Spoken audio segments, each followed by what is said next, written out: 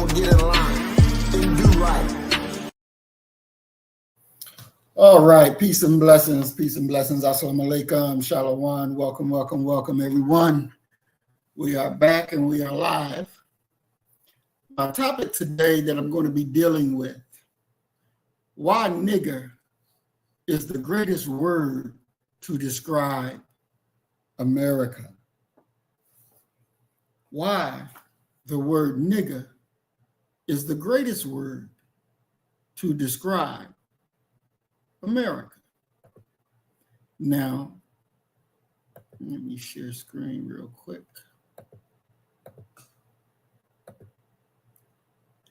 I don't want anybody to get too upset. Peace and blessings, Sister Maya. Good to see you, Queen. I don't want anybody to get too upset, but it is what it is. Some of you all love America so much that you don't want to hear the truth because you want to stay in this fake world where everything works. But the reality is it doesn't work. It doesn't work. Some may say, well, Brother Muhammad, you're just picking because you know that's not something that you should say. It's a slur. Well, we're going to deconstruct that word tonight. And we're going to reveal the conditions it describes. This program, this Black First program, we always talk about our ability to define our own reality and to conduct war on anybody who comes against it. This is what we have to know and to understand. And some of our people, you're so set in your degrees that you can't really see the reality about your and our degrees that we have. But I want you to know and understand the word nigger has a very long and painful history in the United States, deeply intertwined with slavery, racism, and violence against Black people. When a white person uses the word towards a Black person, the thought behind the statement is rooted in several motivations. And every single motivation is harmful and unacceptable. Historically, they used the term to dehumanize us and subjugate Black people.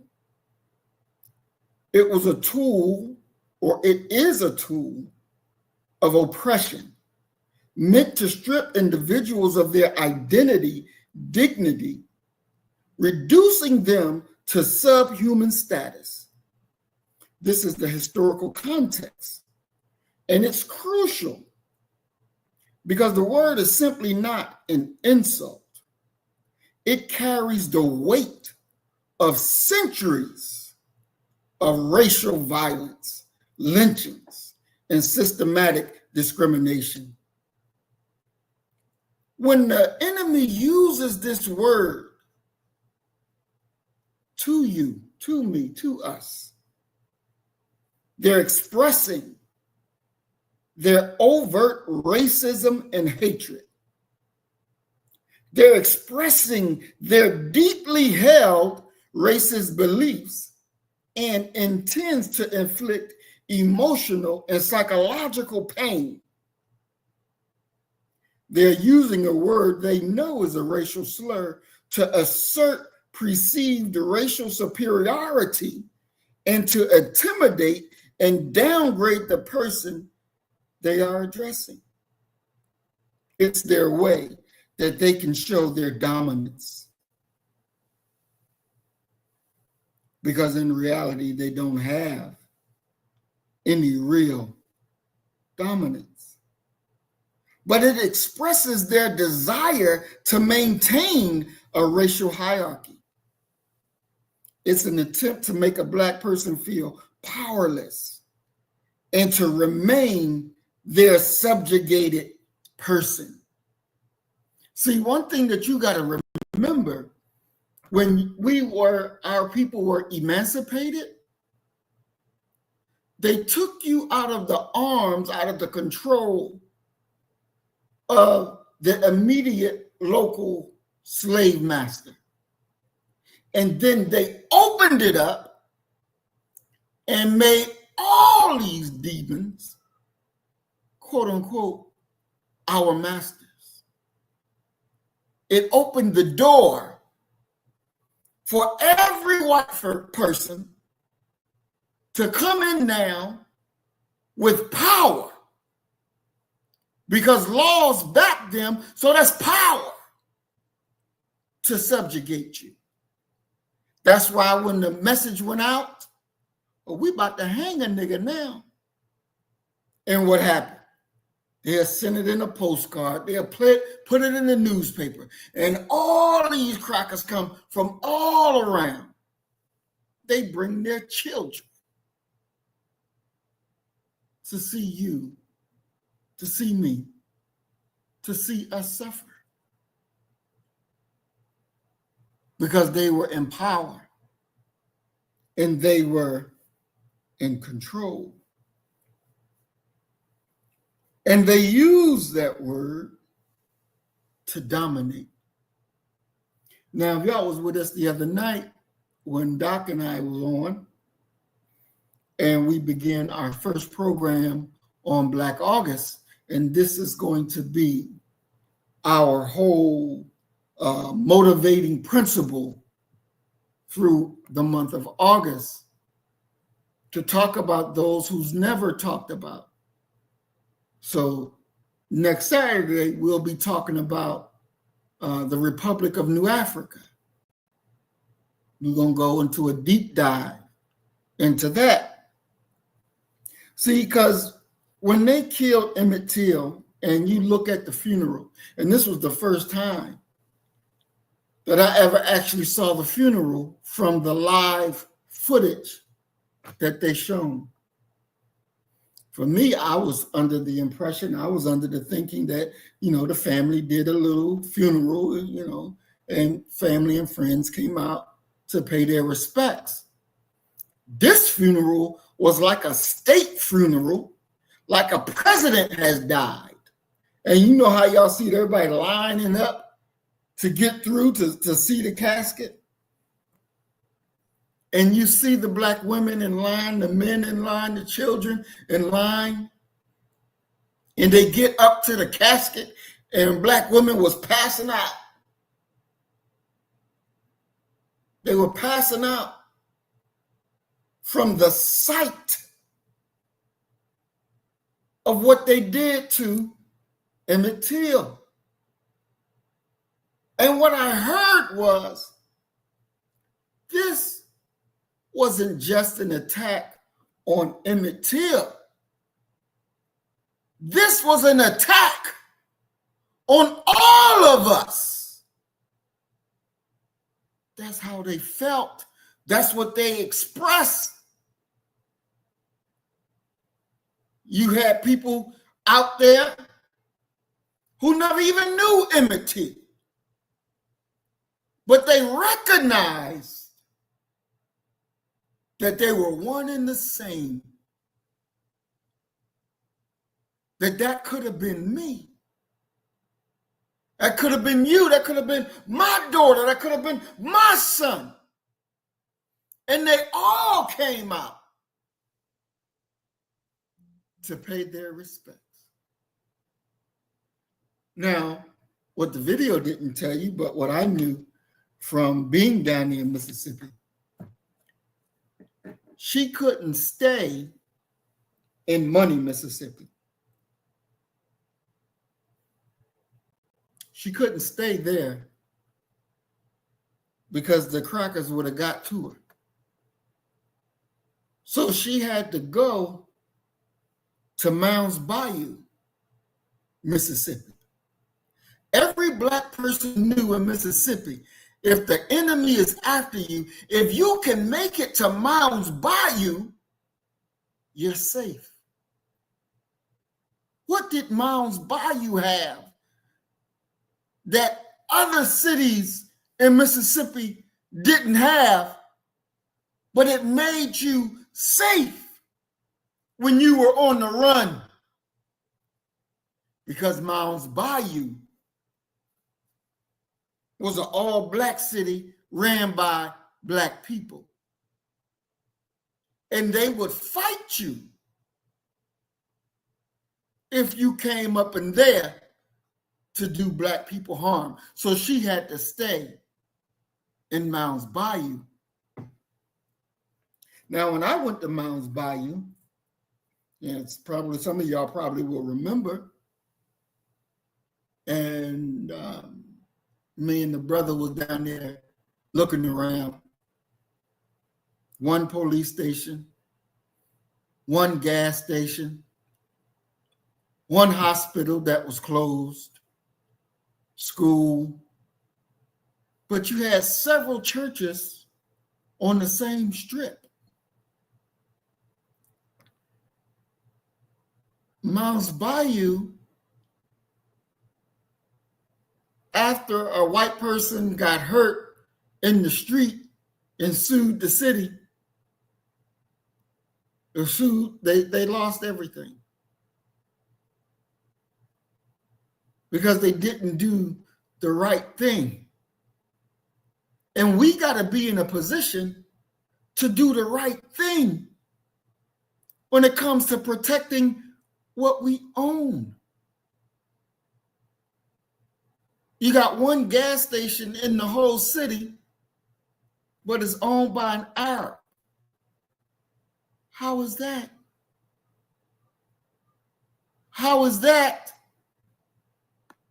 We have to change the way we think.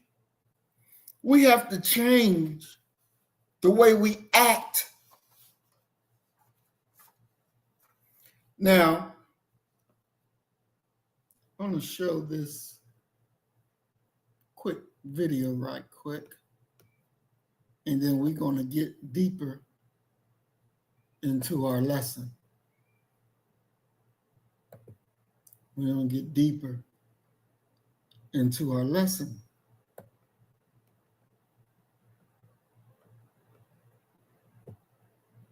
And there's an expectation that after we learn the lesson, then we incorporate that lesson into our lives and make the proper changes that has to be made. Peace and blessings, Brother Willie. Glad to see you, big bro. All right, let's listen to the minister. Thorns is on our head. I have my doctorate degree from Harvard. But you're just a Harvard nigger to white people. A PhD nigger. So all that you know, you wonder why, with all the knowledge you have, you can't get ahead in the world because your knowledge is a crown of thorns. You join the lodge and you get 32 degrees, 33 degrees, but you're a 33-degree Shriner nigger. Here's our Congressman Diggs, a man that fought for Africa, but when he fought too hard, they got rid of him because he's too black, too strong. And the minister talking about the crown of thorns that you have on your head. The crown of thorns is the knowledge that you have. No matter whether your degree is from Harvard, Radcliffe, Yale, Howard, doesn't matter. In the eyes of the oppressor, you're still a nigger. So it doesn't matter how high you think you go, you're still a nigger. Even with your degrees. You remember Skip Gates, right? He was Barack Obama's friend. He's the friend of the President of the United States. But this little crooked cop who didn't even have the degrees that Skip Gates had, but he had the white skin, and he saw our degreed brother. He saw a nigger breaking into a house that he didn't own, breaking into a house that he didn't live in. And no matter how Skip nicely tried to talk about it to prove that this is my home, that little pathetic cop saw him as a nigger. And his degrees could not save Skip. It could not help Skip. And that cop arrested him and took him to jail for breaking in his own home. When they asked President Obama about it, Obama said what? The police acted stupidly. That's what he said. The chief of police got on the TV and said, "How dare you?" Talking to Obama. "How dare you say our officers acted stupidly? Our officer acted with professionalism. How are you the president of the United States and going to disrespect a police officer?" Now, Obama was supposedly the most powerful man in the free world. But the little lowly captain of the police force called himself putting the president in check. He got on national TV and talked like that to Obama. Then when Obama came back out next, what did he say? How did he address that police officer, the captain of police? How did he address him? Well, I invite the officer, I invite the police chief to come on to the White House and let's have a beer fest and let's sit down and talk about it over a beer. We'll have Skip there, we'll have Vice President Biden, and we can sit down at the table and come together and talk about it and come out on the other side. See, the cracker talking war. Obama talking peace. You ain't talking the same language. You're not getting respected because you're talking the wrong language. You should have been talking war. But you talking peace. Everybody come to the White House. They sitting out there with their little beer. Press come out and say, what was the outcome? Police officer, are you sorry for what you did? No, I'm not sorry for what I did. I did the right thing. Well, damn. You did the right thing after sitting down with Obama and Vice President Harris and Skip, and you don't see that you was wrong? Because he said Skip challenged the officer's authority. Imagine that. You challenge the officer's authority. So you can't tell the officer, sir, This is my home. I can prove to you I live here. You can't say that because you're challenging his authority, because he sees you as a nigger. So it don't matter how much education you got. It doesn't matter how many letters behind your name. In the eyes of the lowliest, of the weakest cracker,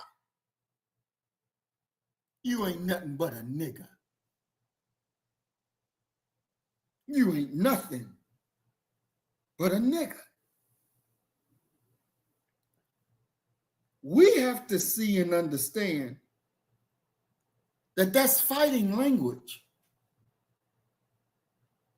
They're committing violence upon you and expects you to bow down. Right then and there, bow down, nigga, because I said it. See, this is their thought. This is the thought in mind. Where does war begin? War begins with the thought in mind. So when they see you, it's already wartime. Nigga, do this. Nigga, do that. Just like in Cincinnati. They saw the brothers, nigga, and then smacked him to back up what he said. There is no such thing as peace dealing with the racists. There is no such thing, because their motive operandi, what they wake up with every day, is the subjection, is the murder, is the killing, not just of your physical being, but of your soul, of your essence, so they can destroy who you think you are. They wake up ready for battle. They wake up prepared for war. But the question has to be, do you? Do you? Now, this picture, I found this picture online. There's a museum that a black brother owns that I would love to check out one day, that has all of these racist items that they did on us. And he shows you these things in real time. And some I was going to show, but it just takes too much time, and I'm trying to stay on task. I don't want to turn this into a 3-hour program. Maybe me and Sister Maya to go over it one day, because you need to see it and understand that these people don't have no love for you. They don't have no goodness in their heart for you. You're nothing but a tool for their use. You're right, Sister Maya. It's the Jim Crow Museum. You are 1,000% correct. And when you understand that they took your humanity and made you just a worker, made you a tool for their benefit.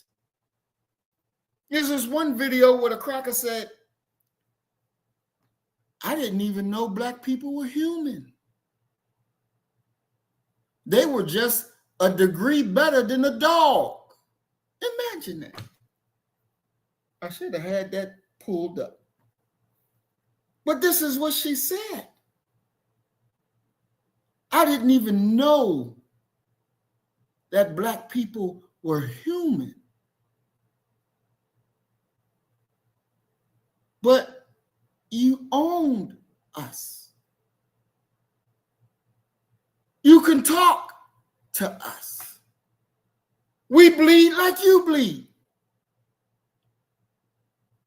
But you didn't even know we were human because they stripped you of your humanity and made you into a tool for their service. Now, some of you probably saying, well, bro, that was back in the day. That was back in the day. No, that's still today. That's still today. Because you think that the cracker gave you a job, that you free, that they see you as a human being now, that they see you as somebody who deserves respect and honor? No, they don't. No, they don't. When you run afoul of them, they will get rid of you. I heard a story of a person that was telling me when they were working as an EMT and they were doing their job like they're supposed to, but the higher ups didn't like their partner. And so they decided to say, well, we're going to get him. It's time for us to move on him. Do you think that they saved the partner so that they can just move on that one individual? No. They moved on both. And the innocent partner didn't have nothing to do with it, didn't know nothing about it, but they punished the partner. Like the partner didn't have responsibilities. The partner didn't have their own life worthy of being lived. So they punished the niggas. Because this is what I can do. You're nothing but a tool. And you've been on these jobs where you had to stand up for yourself because they let others get away. But when you try to do it, they're going to try to destroy you because that other person is a human. That other white person is a human, but you not. And if it's a Black person that they said is a human, it's because that Black person done snuggled up and kissed their ass and yes, massa, no, massa. How you want me to do it, massa? I'll tell on all these niggas for you, massa. They become their human pets. But you don't have no humanity. Now, in the Bible, it talks about Jonah. It talks about Pharaoh. It talks about being in bondage. But you have to understand that this story about the pyramids in Egypt, that the quote unquote Jews built the pyramid, is a lie. The Jews didn't build no pyramid. That story is not even about that. There's no history in Egypt that says some Jews was held enslaved and they made the pyramids. That's not what that is about. That's not what happened. That story is nothing but an allegory. That's all that is. It's an allegory. It's not a real story. But we're going to talk about the meaning of the story, because it's all about you. It's all about me. It's us that are represented by that story. And see, this is something that your pastor, your local ministers, they should have taught you. But why didn't they teach you this? Because their slave master didn't teach it to them.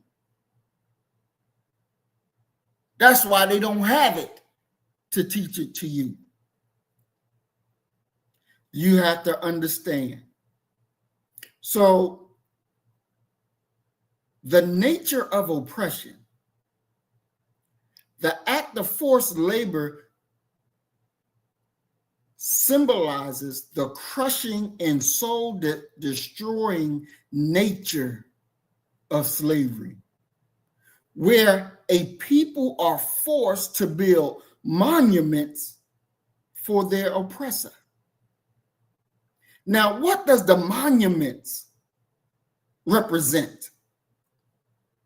The monuments, the over there in Egypt, the pyramids, they represent worldly power and human arrogance. Worldly power and human arrogance. It's all about showing that their power to not only to define, but to take and claim that is theirs, that their power is greater than any God's power that you think you worship. That's what that represents. So when the God drowns the Egyptians, that is saying that God's power is infinitely greater than the most powerful human empire on earth. What is the greatest empire and the most powerful empire on earth? It is America. It is America. See, forced labor is a method of control that strips people of their identity, reducing them to a workforce. Isn't that what they did to you, to me, to us? Stripped us from everything that we had as a people. The Exodus is not just a physical escape. The Exodus is a journey to reclaim our identity as a nation chosen by God. This is you, this is me, this is us. Now I know you say, well, brother, they had slaves in Brazil. They had slaves in the Caribbean. They had slaves over in Europe. Well, what makes us any different? What makes us different from the slaves in these spots that you're going to call us God's people? Very simply, we were the only ones that have everything stripped from us. We are the only ones. They knew where they came from. They knew what their religion was. They knew what their language was. We were the only ones stripped of everything. Became a blank state. Why? Why? They wanted us to have no memory of where we were and where we come from. Because if you have memory, you can remember the greatness. Then one day you're going to say, fuck this. We're going to have to fight. We're going to have to kill. We're going to have to go all in. They didn't want that. And you have to remember that they had previous dealings with Muslims, black Muslims, and was getting their ass whooped. So they made sure you're not going to know the name of Allah. They made sure you're not going to be bowing down, making no prayer, but you're going to pray to us. We're going to tell you that your God that you serve is white like me. And he told you, slave, honor your master. Be obedient to your master.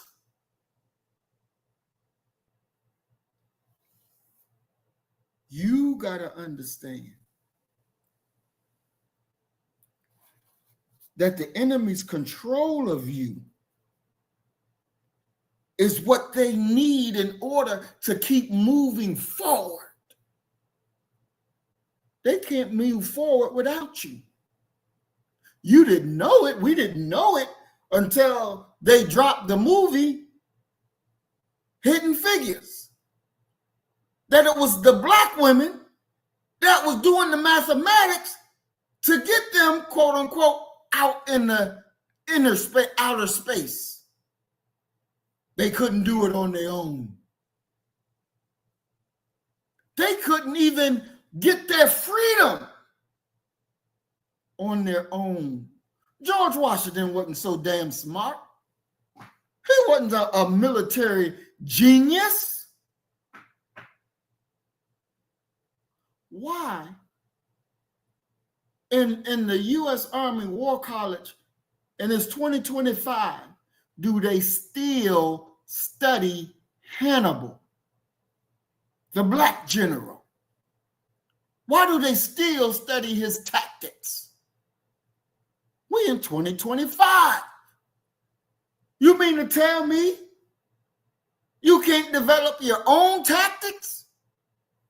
You still got to develop and watch and look at a black man's tactics? The Most Honorable Elijah Muhammad said, you love the devil because he gives you nothing.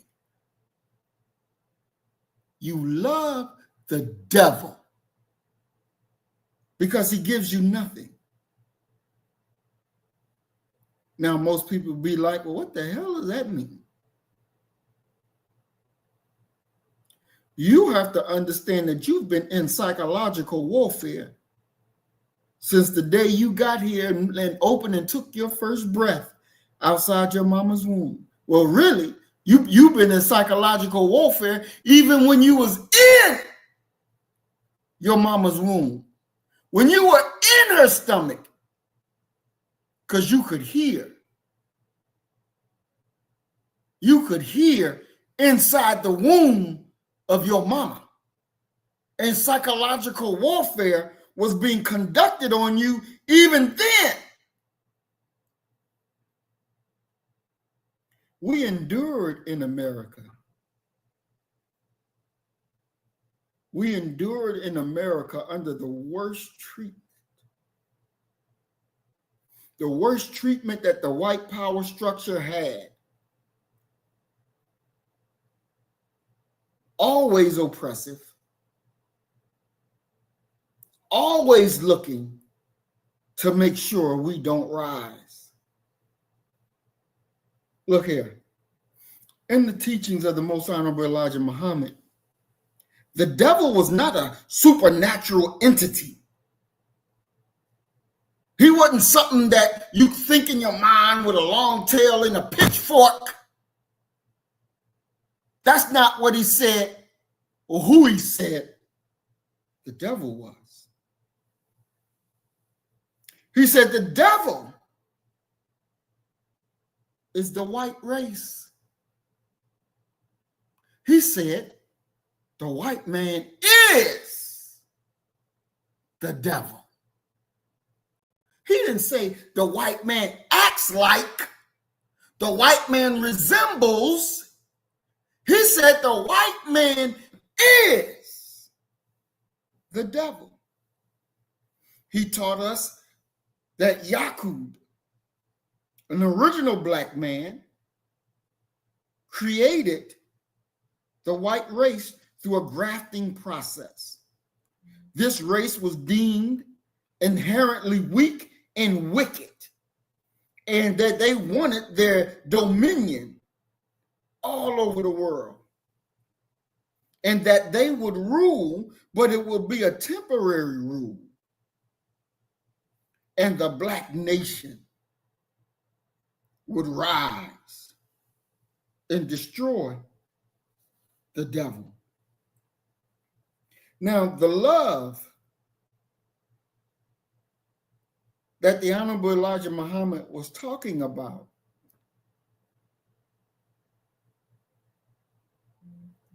it wasn't so much of a genuine, affectionate love or admiration of love for white folks.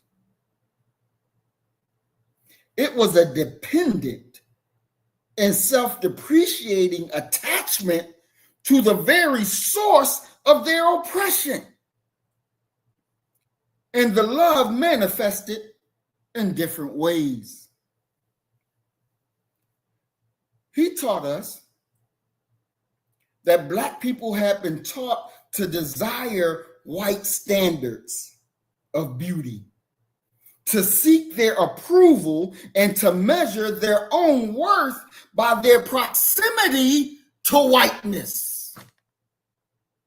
So if you, the lighter skin you are, the better you are, because you're light skinned.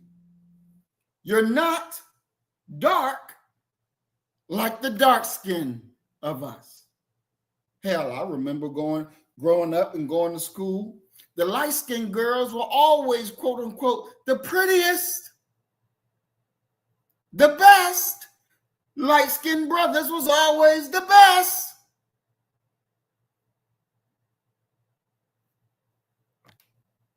Because of their nearness to whites.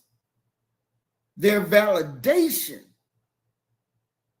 of I am somebody because I'm close to white people. I have their approval. It also developed into economics dependency. For centuries, black people have been economically reliant on white society.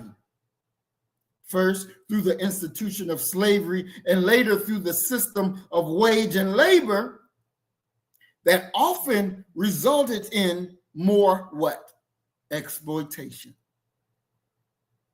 This dependence fostered a mind of subservience, because the more you make white folk happy, then they'll open up and the sun will shine on you.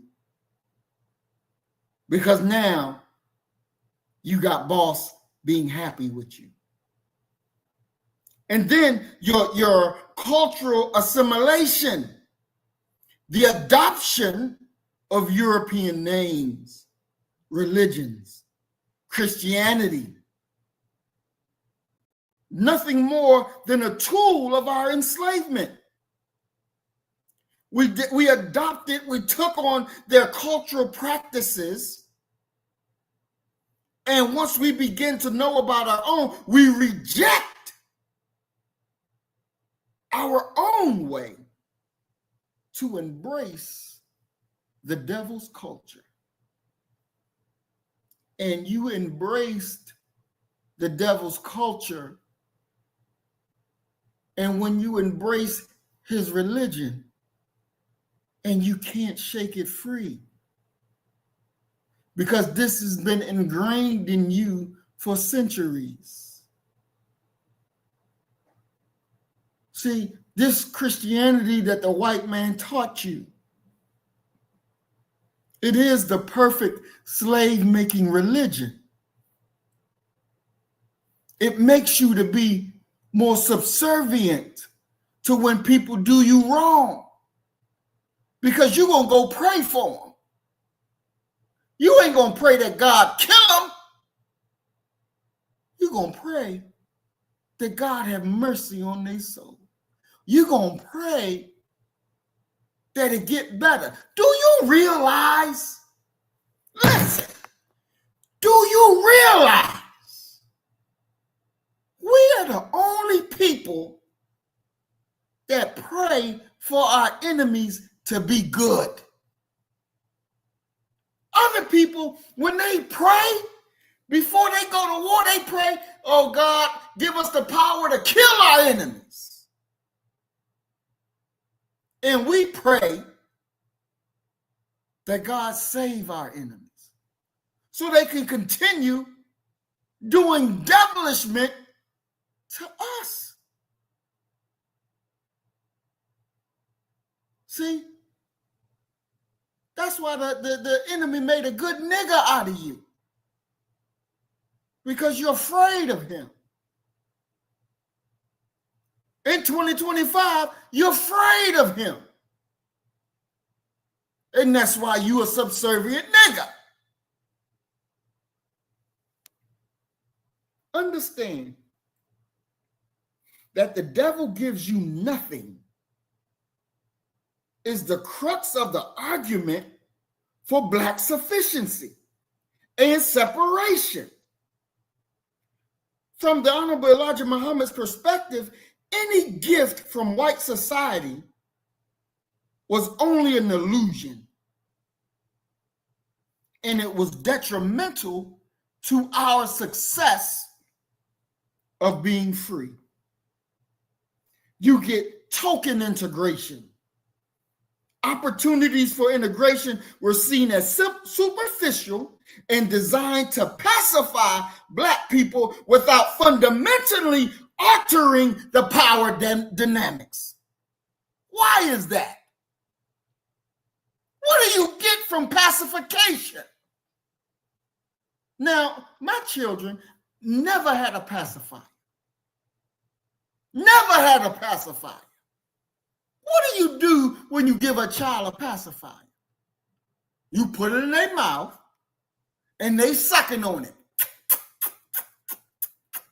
They sucking on it, thinking what? Thinking that some milk or something is going to come out. So they keep sucking. And nothing ever comes. Because it was only a trick. It was a trick to tell you to shut up nicely. Here, suck on this pacifier. Let me go do what I got to do. The same way you gave them babies, them pacifiers, is the same way the government, the cracker, has done to you. Pacification is not freedom. You get no substance from pacification. But this is what they've been giving you. Obama was a pacifier in your mouth. And you sucking, and you ain't never got nothing. Because it's not real. They told you, look, when the niggas get 20 million, It will never be integrated. There will never be a state of equality between white and blacks once the niggas get 20 million. And they told you that back in the 60s. Why the hell are you still looking for some integration, some equality to come from them? You at 40 million. And they told you you ain't gonna get it. And you still running around here looking for equality. You're not going to get it.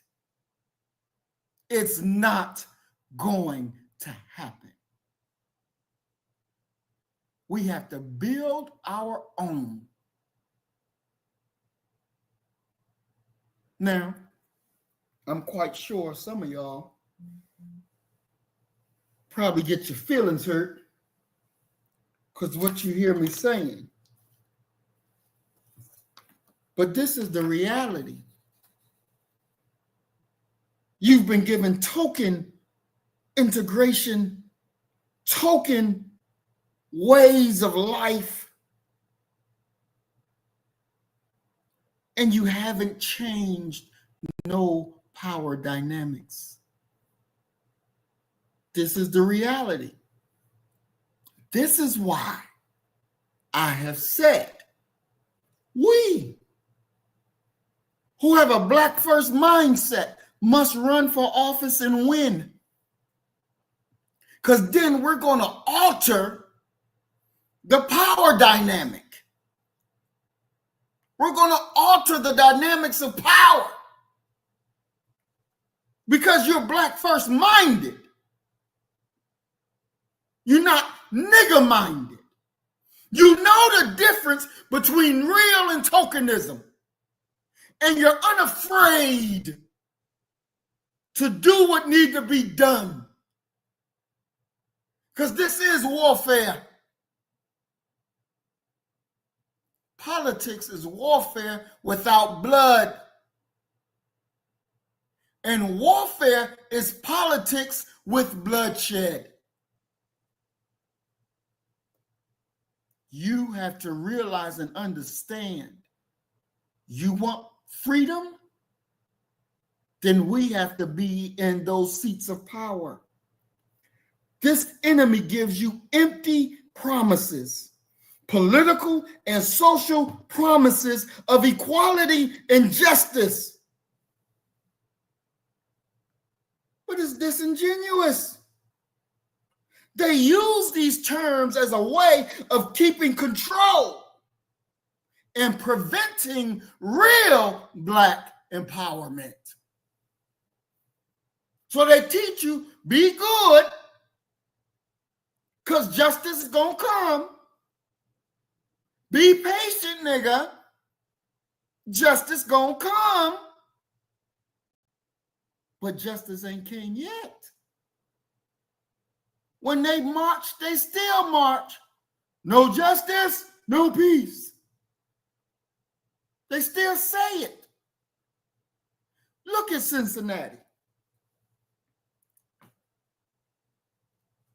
They arrested 4 black people when they went to talk to, not even arrest, but talk to the cracker who smacked the black man and called him a nigger, went to talk to him. His lawyer said, no, you cannot talk to him. And so they asked the police chief in the press conference, did you go charge him? They said, no, we didn't charge him. We went to go talk to him, but his lawyer said we couldn't talk to him, so we had to leave. What? Everybody knows he smacked him and called him a nigger. That's a crime. Why didn't you just go arrest him like you arrested the black people? Because the white man is a human.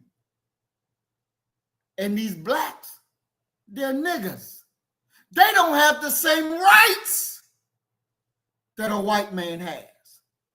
What's the cracker name who killed the brother on the subway?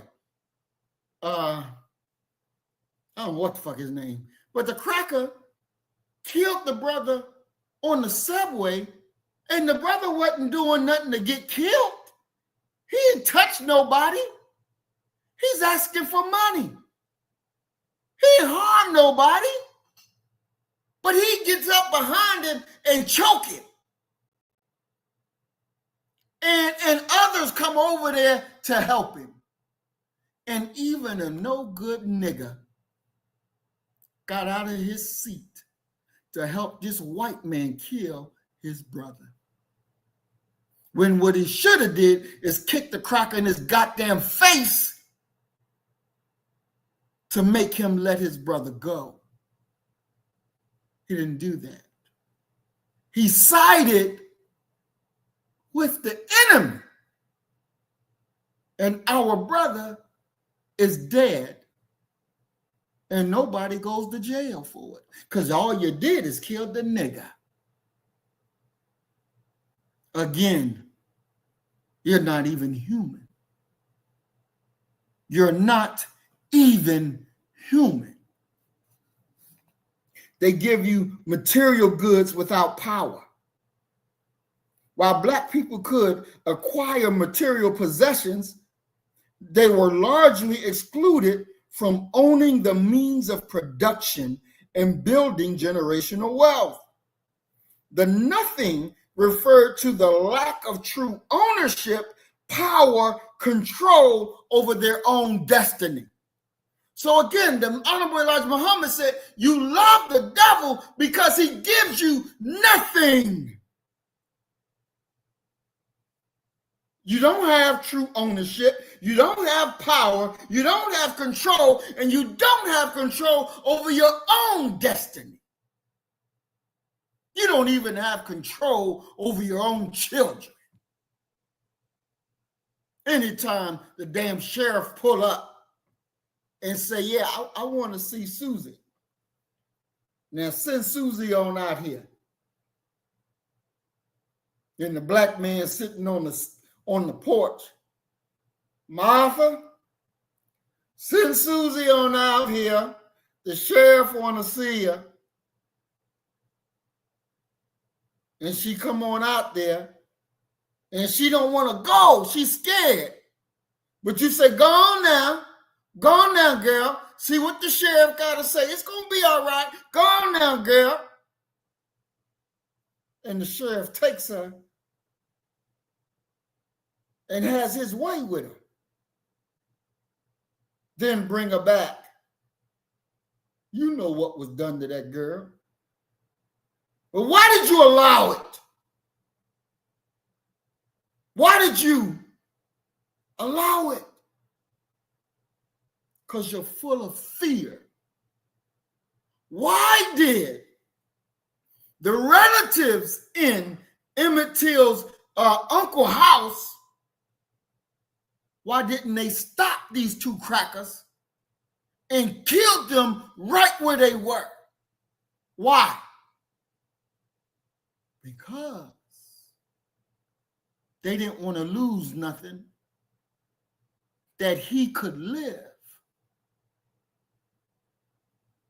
I'm going to say it again. They didn't want to lose anything so that he could live.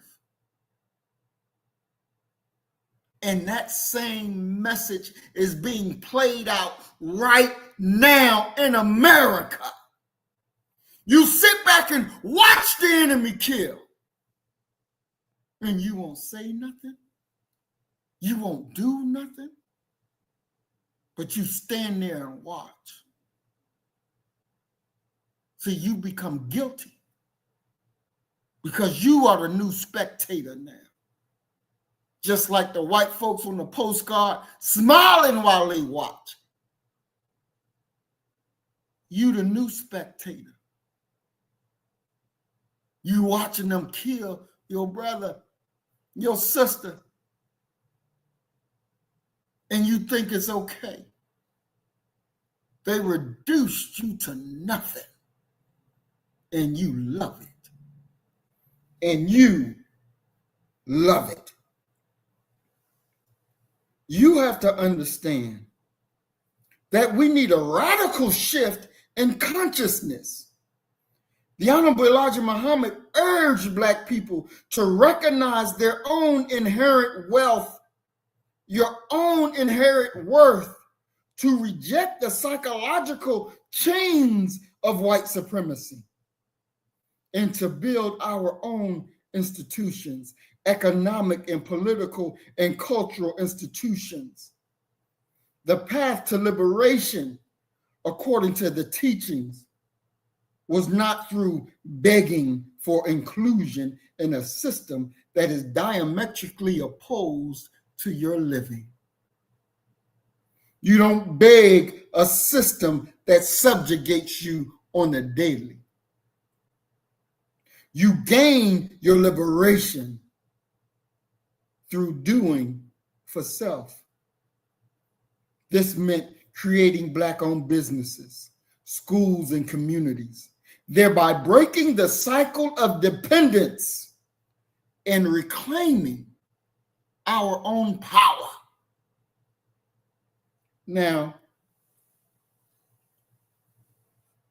our brother Donald pointed this out to me a few weeks ago when Doc and I were on. And Brother Donald gave me his reaction, like he always does, of whatever we do. And he said, Doc is broken. He don't have the fight.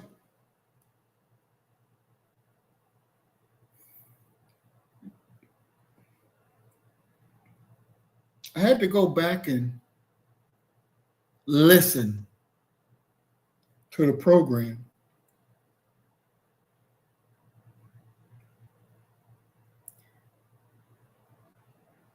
We know that this system that we are up against is vast. And it will kill you. Ain't no two things about it. It will kill you.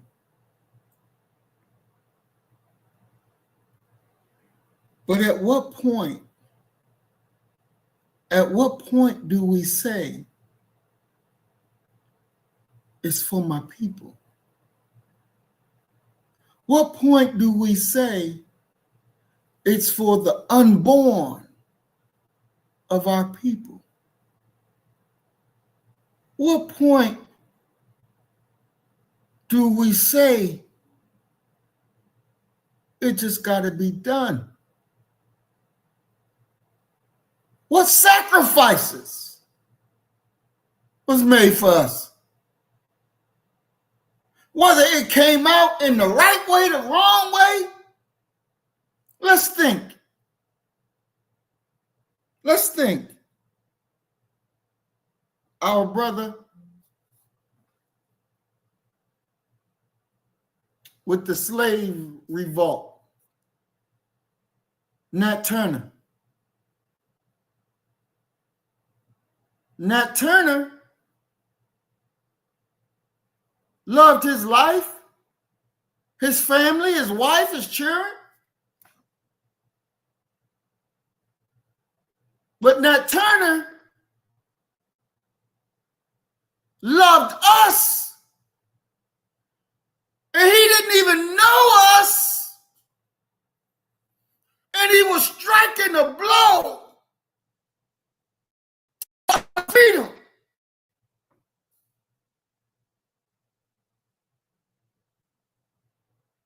We wasn't even thought of.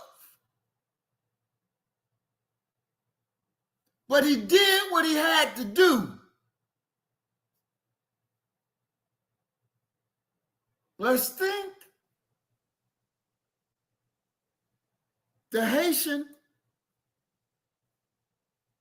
uprising, revolution, I don't know whether they were thinking, hey, if we do it here, then next thing you know, we can take it everywhere.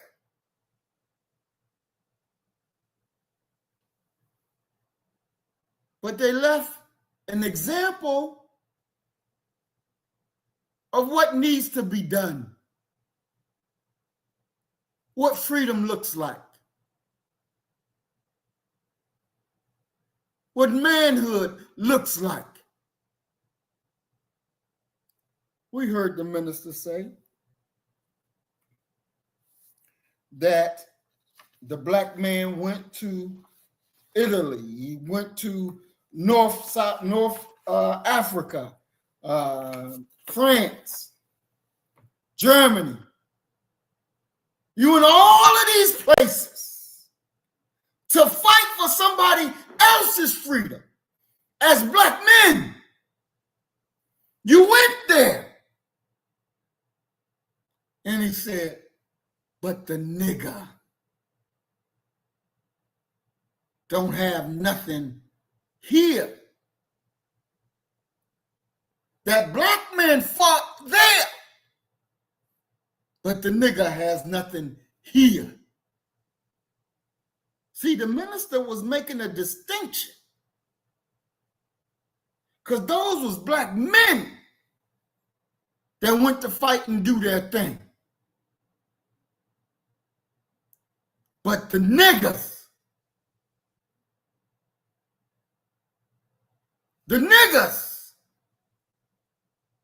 they're suffering, didn't get nothing. You rebuilt Paris, London. You rebuilt Germany.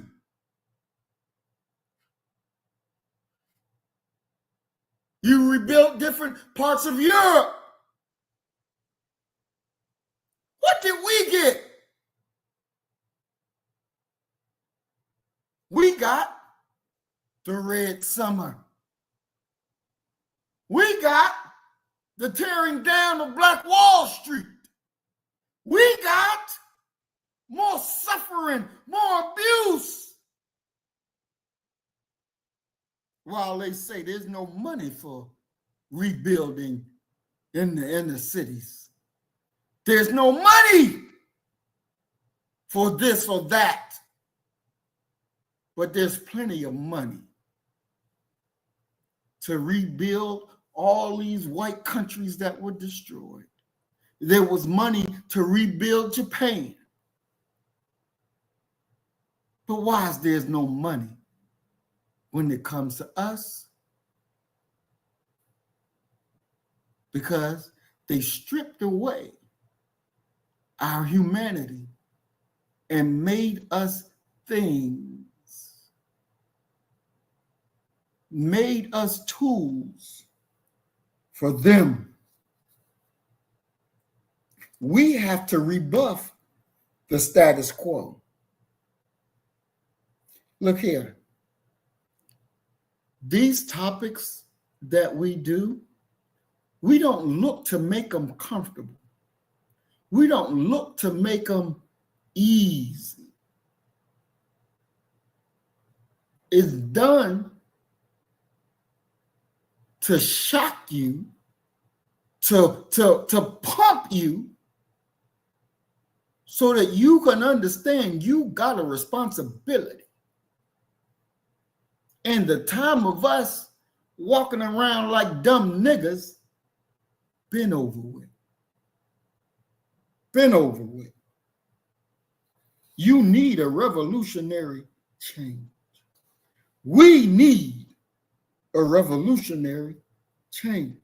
Now, some of you, when me and Sister Mayat was on and we were talking about, she asked me, what would I do if I was in Cincinnati with the nigger problem, with the cracker saying nigger? And I said, well, if you see a nigger, smack a nigger. And if he walked toward me, it's on and popping. Now, some of you said, well, I ain't gonna say some of you, one of you said That's the wrong thing. Because you're provoking them to rage. You're begging them. You are starting the fight. You are the aggressor.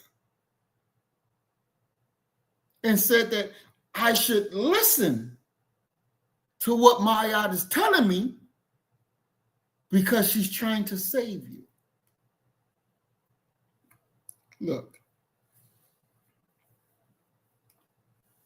we are at war.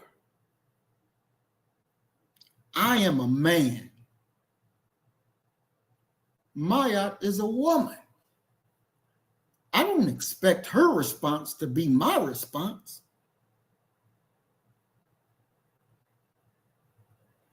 As a man, what I've said, if you see a nigga smack a nigga, there's no de-escalation in that. There's no de-escalation. That's about make it happen or shut the fuck up. That's what that's about. See, because with you throwing that word at me, you're trying to assault me and establish your dominance. And I'm not going for it. So I'm going to challenge your dominance. And I'm going to see, are you the man that you think you are? So yeah, I'm going to challenge your so-called dominance. And I'm going to whoop your ass. See, when the God blessed us, me, to come up with that saying, it just rolled out of my mouth as I was teaching. When we whoop enough ass, everybody gonna get in line and do right. That is Black first theology. That's our theology. They ain't playing around with that. Because they look to dominate us. And we're not having it. So yeah, it's a direct challenge. Man to man. Then come on and bring it. That's that kind of favor that you gotta have. That's that fire you gotta have. Yeah, it can produce immediate violence. It can produce intimidation. And it also can produce confusion in them because they will be taken aback because now you done called them to the carpet. Now, you really about that life or you're not? See, look, when we were on the plantation where Emmett Till was killed, and we were videoing live this whole thing. When I got to the barn and I looked in the barn, there was a heavy weight that just like fell down on me. And I could feel this weight. And it like messed up my mind a little bit. I couldn't really express. But I knew what I had to do. So I went up there and I knocked on that motherfucking door. Because they open that door, it's going to be on and popping. Now, the woman that I was with, I told her, okay, I'm about to go knock on this door. The shit break off, you drive off. That was my command to her. You drive off. She said, the hell with that. There's some commotion. I'm running their ass the fuck over. I ain't leaving. I would run their ass the fuck over. I was already committed to my stance. So I went and knocked on the damn door. They ain't open it. Ain't nobody come to the door. But see, that's who God made me. I don't believe in the full bullshit that you saw with the new Black Panther Party and them faking like they knocking on people's doors. Fuck that bullshit. To hell with that bullshit.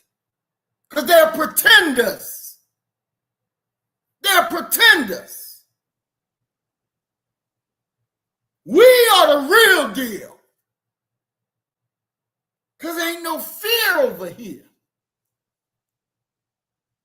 The Honorable Elijah Muhammad said, if God can't save me, you know he can't save you. And that's what he told Minister Farrakhan. Minister Farrakhan said to us, if our God can't save me, he can't save you. We saw our God save the messenger. We saw our God save the minister. So damn, I serve a God that can save. That's the God I serve. So ain't no punk over here. That's why I can do what I do and don't even be afraid. Another time I'm riding, we were leaving from Mississippi after one of the tours we did, and it was me, another member, and their grandson, her grandson. And I saw some police had black boys sitting on the ground on the side of the highway. I turned that damn car around, went around because I'm about to go find out what the hell is going on. Because it didn't sit right in my soul. So as I turned around and I'm getting out the car and I'm telling them, hey, look, I'm going up here and I'm going to see about this situation. Shit go left, y'all take off and go ahead and go about your business. But I got to go handle this up here. And as I'm getting out the car, I'm seeing the hands of the member. Her hands was just shaking. And she was nervous, very nervous. And I could see the fear. So then I knew, okay, I can't do, because she ain't gonna do well. So I had to get back in the car and drive off. And, she thanked me. And I had to learn an important lesson. Because not everybody is able to make those kind of moves when I make those moves. And I have to be conscious of where I'm doing it and who is with me of what I'm doing. Because that really shook her. She ain't never been around no type of man like that. Grandson ain't never been around no man like that. Where you see is more police than just you, but you got some authority that you're going to challenge them.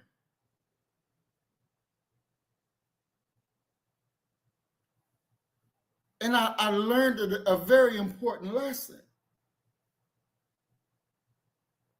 Because you don't want to scare people away, but they got to understand that we cannot be fearful. We cannot be afraid. We're going to challenge them and we're going to win. Because the God we serve wants us to win. We're only in these situations because we have failed to challenge them. We've had the wrong people in front of us. It's just like Common, and I can't stand this punk ass to this very day. He was on TV and they asked him about Ferguson. They said to him, well, what do black people need to do to fix this situation? You know what that nigga said? We need to love white people more. We need to love white people more. And I said, he be damned. He be damned. We don't need to love them more.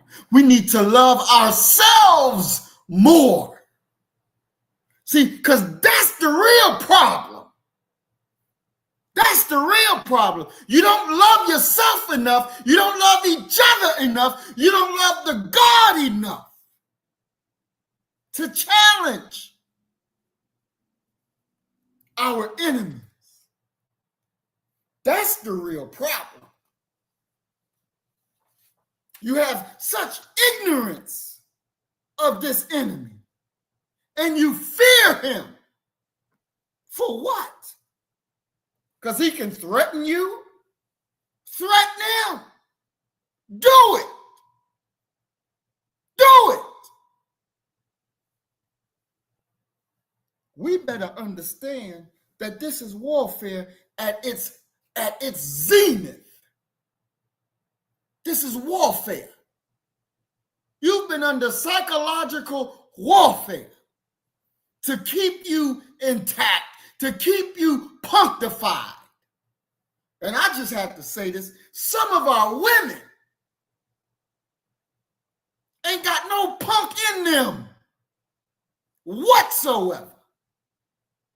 They are challenged before a man would challenge. We got to wake up and understand the realities. This is warfare. This is warfare. The greatest word to define America is nigger. Is nigger. This cracker took you and made you into a nigger so thoroughly that you're still afraid of him to this very day. You, not them fake ass Jews over in Israel, over in Palestine, they are not the people of God. They're not. They're Satan's people. They're not God's people. So stop saying it. Stop thinking it. You are God's people. You are God's people. You have his nature. You have his nature.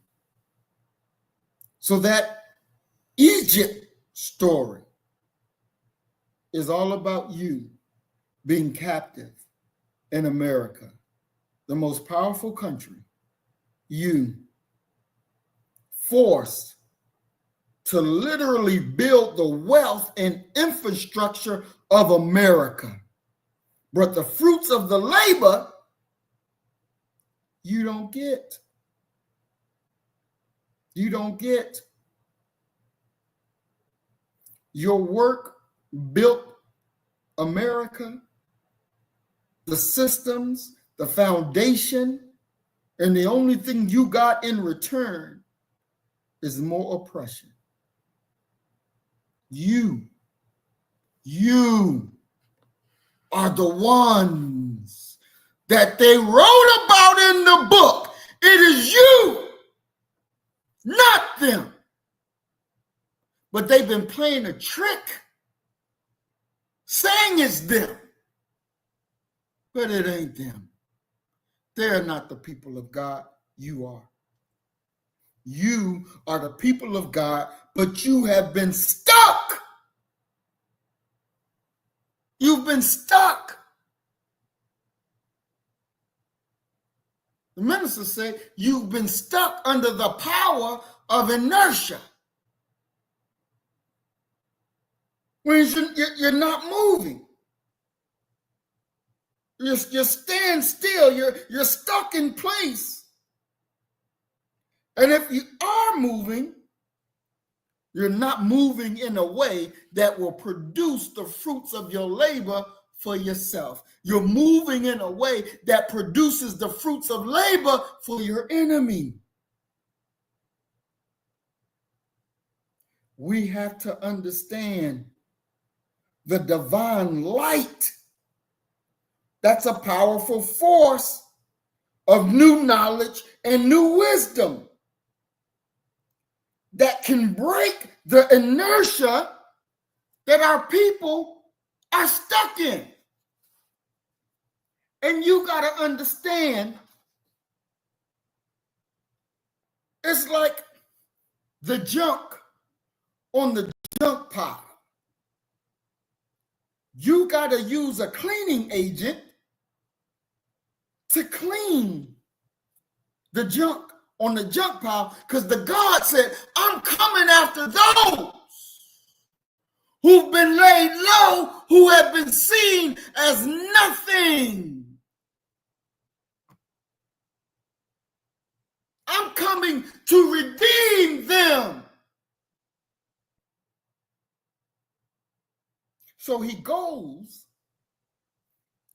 and he finds the junk pile to show God's power that he can elevate them.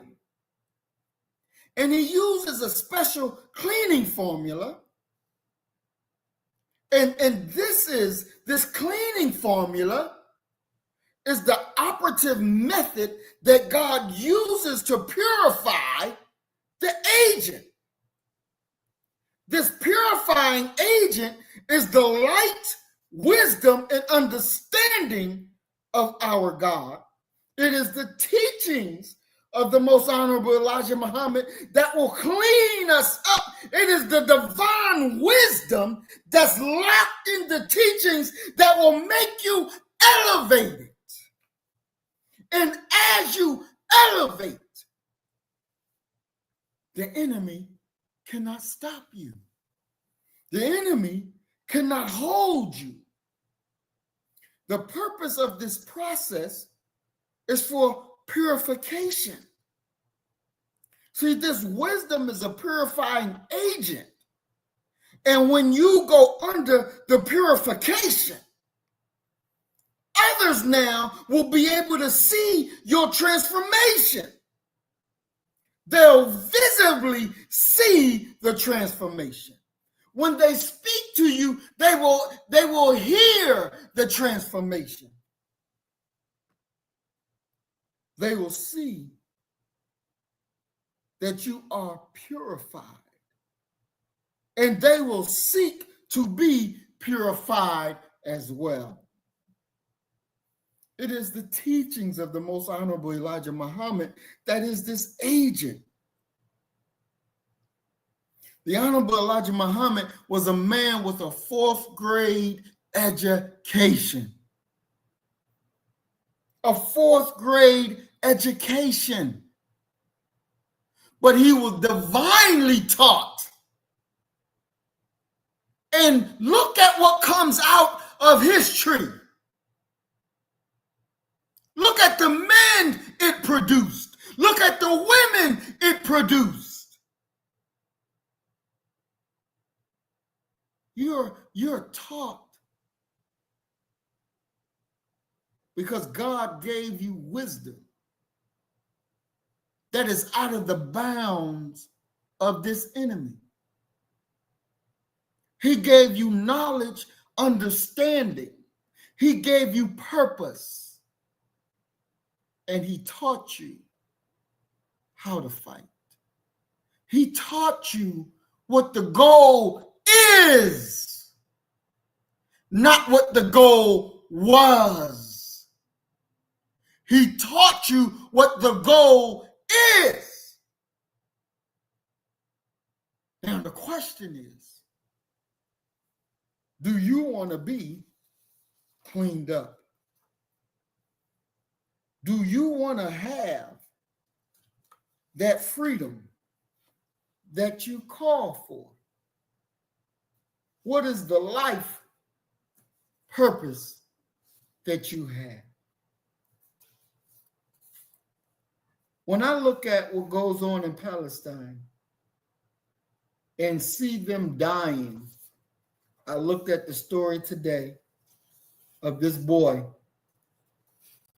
His father was killed, separated from his mother, and he went to one of the places to get food.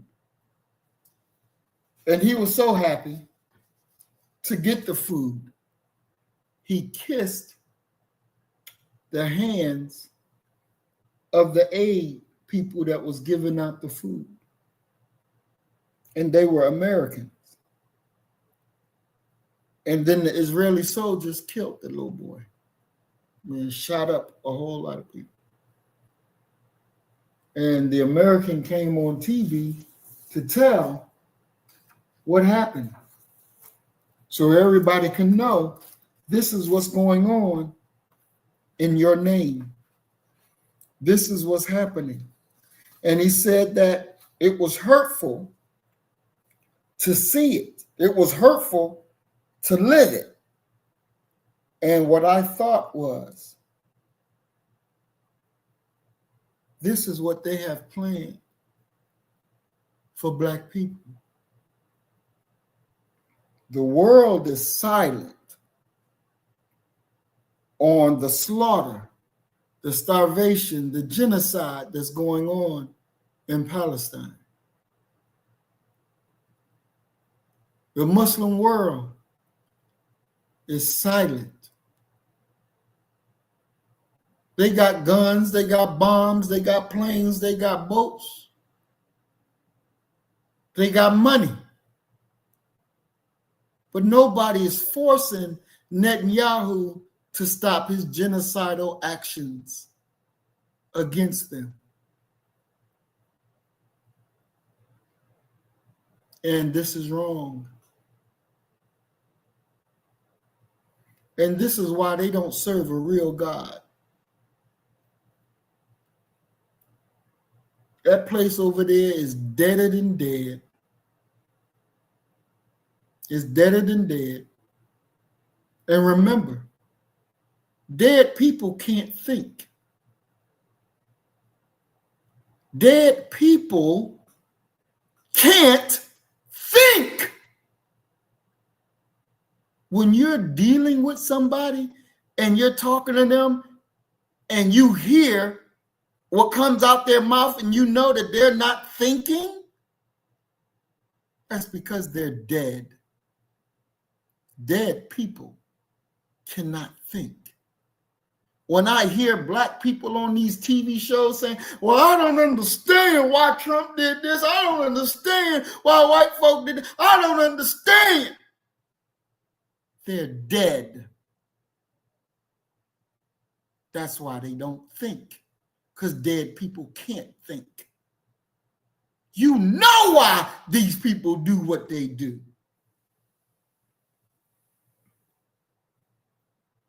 We have to understand that we cannot be a weak people. Even though we've been under the worst oppression, we've been under the worst treatment that any people has ever faced it. We've been under the worst conditions. But we're still here. But we're still here. Some of the Native Americans are no longer present any longer because their whole bloodline was wiped out. Their whole bloodline was wiped out. but we're still here. We're indestructible. We're still here. They wonder, why are these niggas still here? We done everything, and they still fucking here. Why? Because we're indestructible. We're God's people. We're God's people. You got to understand, it's going to be a warfare in the streets of America. It's coming. You ain't got to worry about where you're going to run and hide. It's coming. And this is the whole purpose why I said we need to take over a city. Because if we can hold a municipality, has a police department with guns, and they'll be getting guns in from the federal government, shit, that's going to go more to how we're going to save our lives, because we're going to control all of it. We put a damn border up. You come in, you come out, you're going to go through a checkpoint. Why? Because we got to protect what we plan to build. We got to make sure that we protect our water sources, because we know these crackers, they'll put shit in the water to try to kill us. This is real. It's real. We have to think like this, because this is what we're going to meet. This is what we're going to meet. And this is what we're born to meet. We're born to meet this. We have a purpose. We're born to meet it. Now, I'm being very, look here. A lot of our people can't stand the weight of this message. They can't even stand the thought of thinking on this message. They don't even want to hear it, because in their mind, oh Lord, we about to challenge white folk. We ain't gonna win. I had one elder brother tell me down in Jackson, Tennessee, we can't beat City Hall. You crazy. Nobody can beat City Hall. I said, brother, we can beat City Hall. Trust and believe. We gonna beat City Hall. My God has declared that we are not to take an L. We are not to take an L, and I don't take them. So just follow and believe, and you will see. He thought I was crazy as hell. But what did we do? We destroyed City Hall. We whooped that ass. The governor himself had to come down. Why? Because it's our time to be victorious. Now look here. After beating the city the mayor was like, give Muhammad any damn thing he want, long as he just leave us the hell alone. They're trying to give me school buildings. Literally giving me school buildings. And the organization that I was with, we were happy that, damn, they giving us a school building. You know what we can do with this? But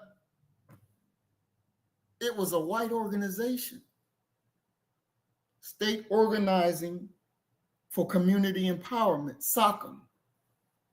It was a white organization that took over the black organization in Jackson, Tennessee. And then when we won, and they gave us the school, then I had to take it to the masses. And we were supposed to be independent. So when I said our group in Jackson want to take the school, white folks said, you can't take it. Huh? What do you mean?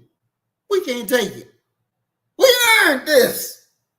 No, you can't have it. I not understood. These motherfuckers bullshitting us. They bullshitting us to help keep their organization alive. And the damn CEO said, well, how you think y'all became part of us? We needed the new life. We needed the new members.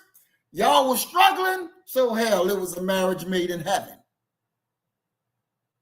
No, it wasn't a marriage made in heaven. It was a marriage made in hell. Anytime the enemy can tell you you can't have something, you're not adult, you are not on your own, you are still their niggas. We beat their asses so fucking bad.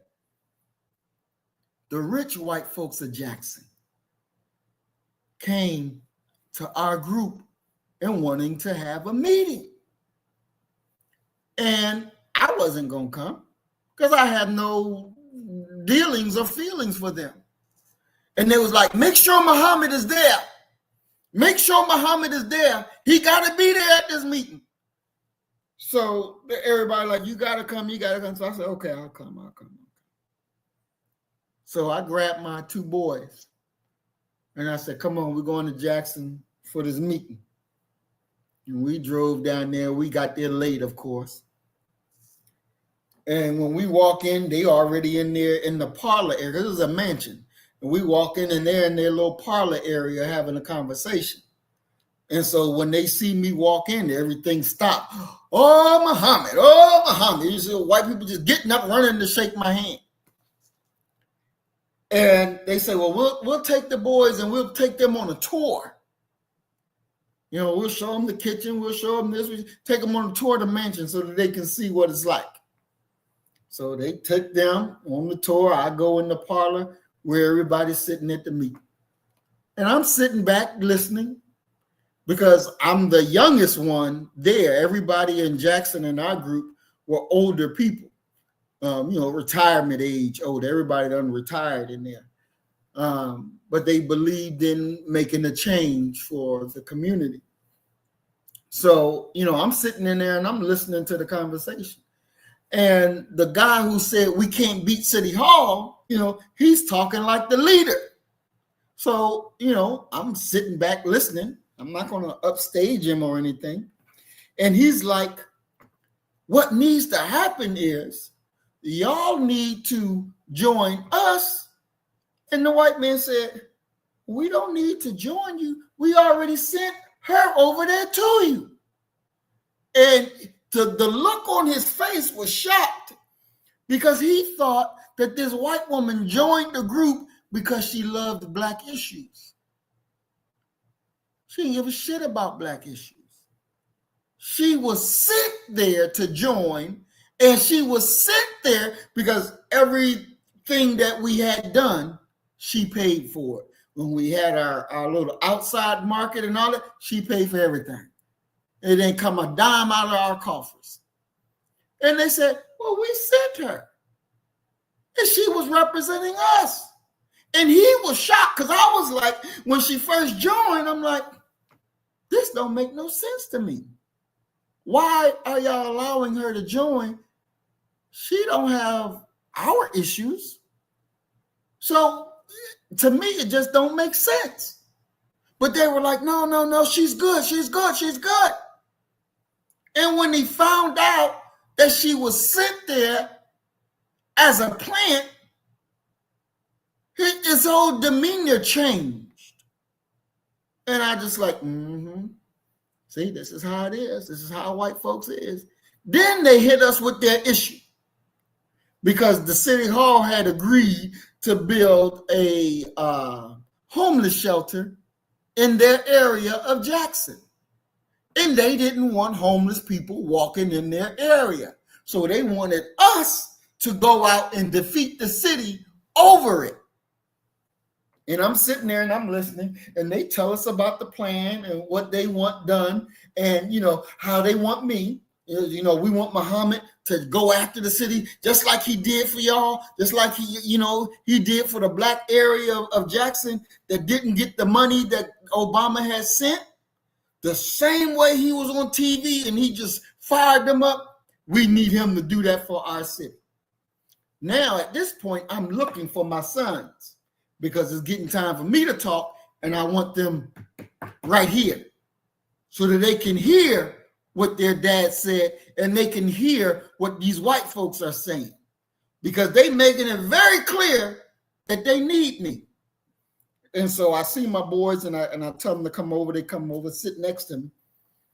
And, the cracker's like, and look, whatever price you want to charge, we'll pay it. We'll pay it. You're worth your weight in gold. We'll pay it.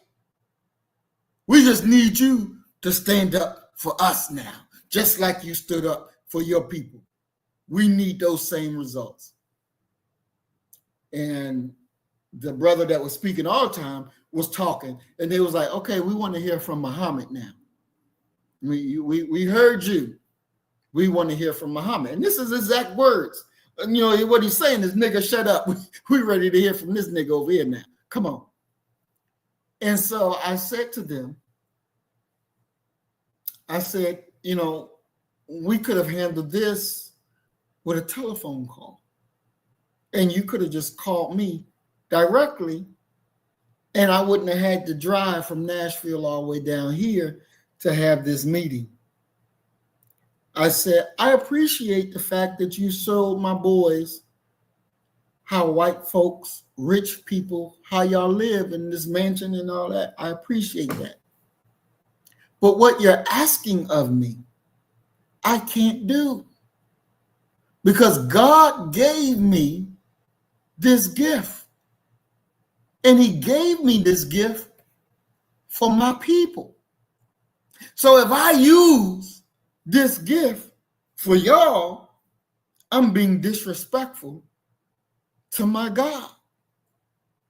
I'm being disrespectful to my purpose in life. So I'm not going to do it today, tomorrow, or ever.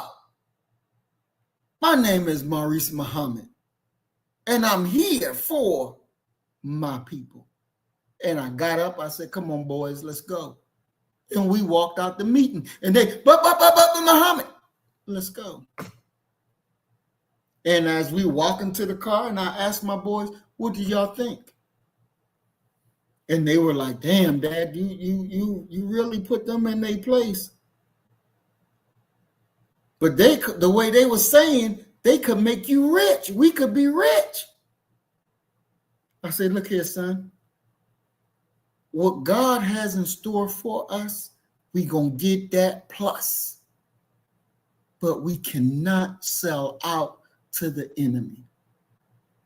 And it has been multiple times where white folks run and ask me, will you be my advocate? Will you help me? Will you do the way? No, I ain't gonna do it. Because the gifts and skills that God blessed me for is to raise my people. This is what we're here for the benefit of our people. Because our people need real, unafraid, unashamed leadership. That's what they need. And we are to supply that. We are the voids. We are the people to put in the void, to take out the voids of their lives. So people ask me, because they know I'm be running for office, you gonna take your YouTube down? No, I ain't. Why would I? Because you talk some smack about white folk. I sure do. And you know they're going to ask you about it. They sure will. And I'm going to stand by it. Because I believed it then, and I believe it even more now. Well, how you going to win? Because black folks going to come out and they going to vote for their brother, because in me, what they hear coming out of my mouth is what they've been looking for all their lives. They need somebody who will stand up for them, who will force our enemies to bow down. And that's what they will see and hear in their brother. And this movement will spread like wildfire. It will spread. And more people that are black first minded will run and get into office. I have plans from one end of this damn country to the other end of how we will lock up together and be able to do everything we need for ourselves. This is a new day. This is a new day. We ain't nobody niggers. We are not nobody's niggers. I talked to a sister the other day at the job, and she was telling me about the relationship that she's been in. And she keeps saying, you know, why keep getting with the wrong nigga? I said, that's your problem. You keep getting with niggas when you need to be with black men. You need to stop looking at yourself as a bitch, because she called herself a bitch like 3 to 4 times. Stop looking at yourself as a bitch, because a bitch is a female dog. You're not no bad bitch. You're the second self of God. But you think of yourself as a bitch, and then you attract to yourself no good niggas who treat you as a bitch. And you expect to really have something? No, you will have nothing, because the way that you think, you're entitled to every great thing on this planet. But the only thing stopping you from achieving it is how you see yourself. You're not a nigga. America, they the real niggas of the planet. They're the real lazy bums of the planet. As Earth Angel said, they want you to see them as the creator, as they are the God. But they're not worthy for you to bow down to. Fuck them. Fuck them all with a capital F. They're not worthy for you to submit to. They're not worthy. You are the greatest people on the planet. You've suffered like no other people on this planet, and you're still here. You are God's people. You. And if the world left you alone, you would produce heaven on earth. And the enemy knows it. That's why he don't want to let you go. But you gotta be in your mind, I'm not serving you. You are my enemy. because you look to oppress and kill me and my seed. Because truly, they want to kill you all the way through to the seed. That's what they have scheduled for you, for me, for us, for our unborn. You got to accept your own and be yourself. Accept your own and be yourself. This is what time it is. Because you're not going to make it being a sycophant.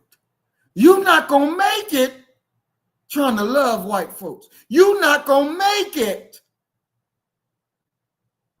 being the best American that you can be. You ain't going to make it. I'm here to tell you. You're not going to make it because America is not going to make it. It's called the divine destruction of America.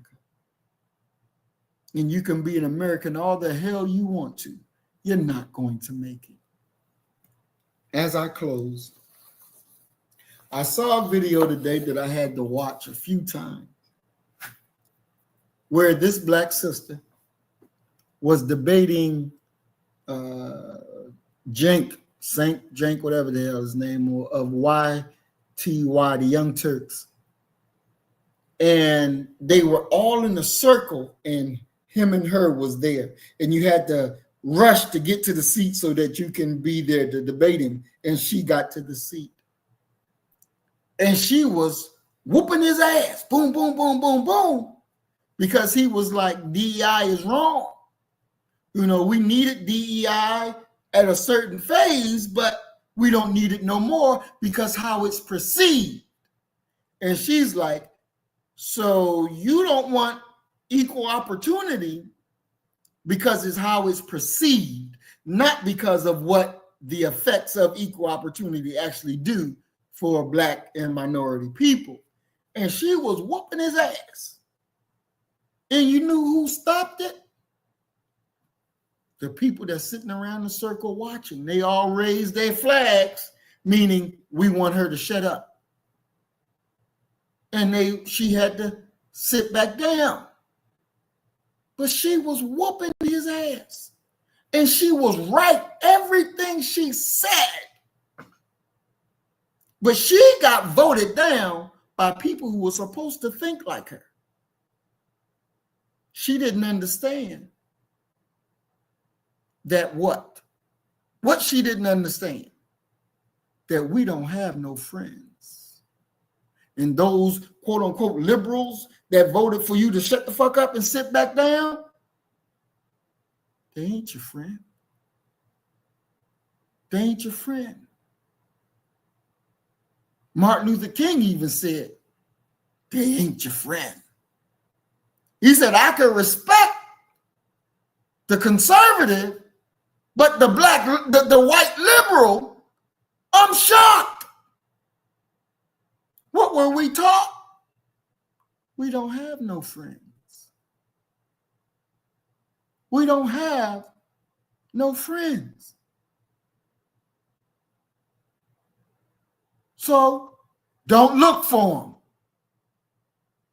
Our suit of armor is our blackness. Our blackness. The thing that they said that was our ugliness is our beauty and our strength. We have no friends. And I wrote that sister a message to let her know she did an awesome job. But I said, like we are all taught, we don't have no friends. And that's what those liberals showed you on that day, that they're not our friends because you was whooping Cenk's ass and they said they tired of hearing it, get the fuck out.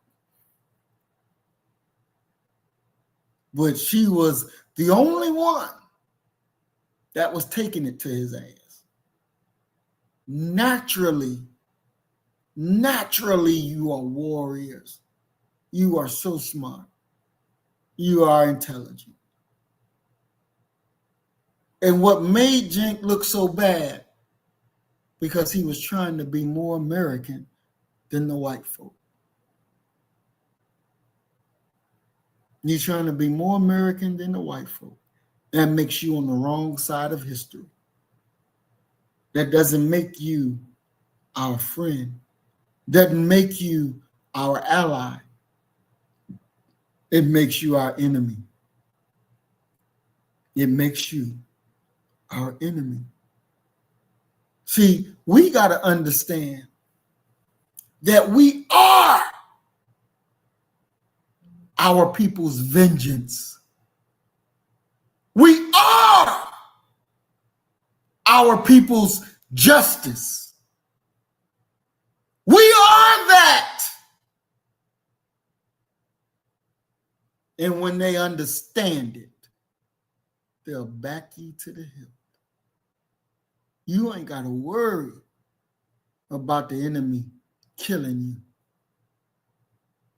because our people will kill everything white in sight that ain't right, because they know you're for them.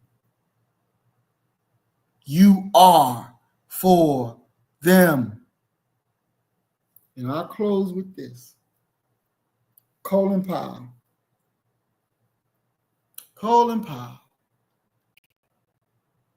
They would ask him about Farrakhan during the Million Man March, and he put the minister down, But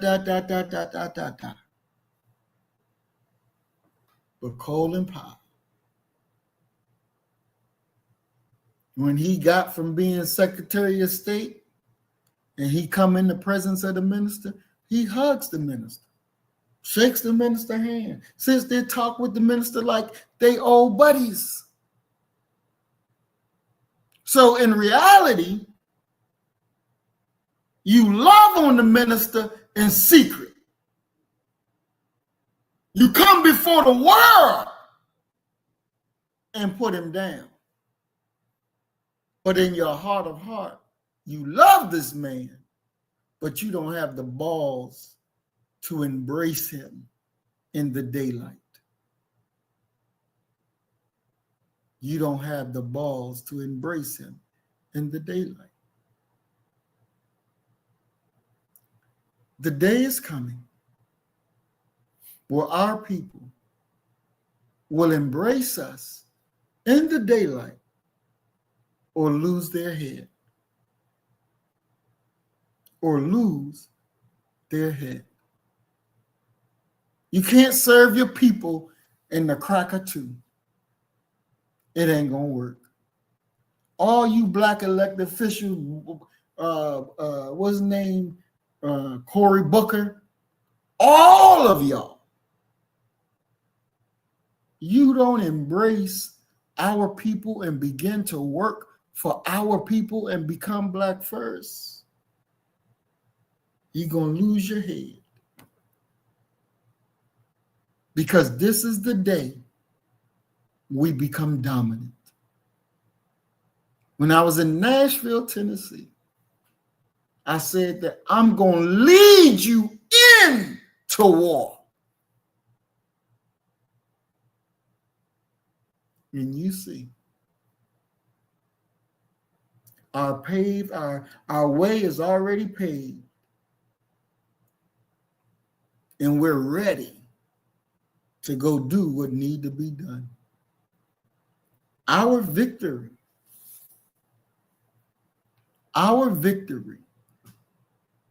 will be so grand.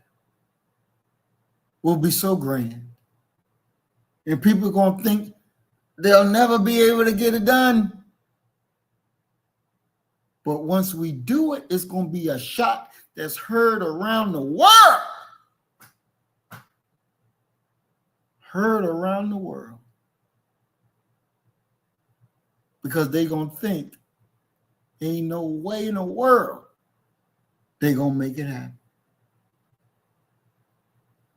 But we're going to show them. It's God's time. It's our time. And we're going to snatch it from the enemy. And we're going to do what we got to do and dare them to do a damn thing about it. Because our theology, when we whoop enough ass, everybody going to get in line and do right.